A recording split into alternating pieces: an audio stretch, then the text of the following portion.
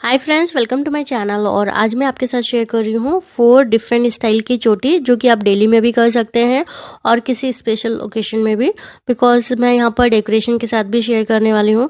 तो सिंपल है, इजी है और आप बहुत आसानी से अपने बालों में बना सकते हैं। तो अगर आपके बाल लॉन्ग हैं और थिक है तो ये और ही ज़्यादा अच्छी लगेगी हेयर स्टाइल, और चारों एक दूसरे से डिफरेंट है। होप आप लोग को ये हेयर स्टाइल अच्छी लगती है तो प्लीज़ लाइक करना ना भूलें। तो चलिए स्टार्ट करती हूँ फर्स्ट हेयर स्टाइल।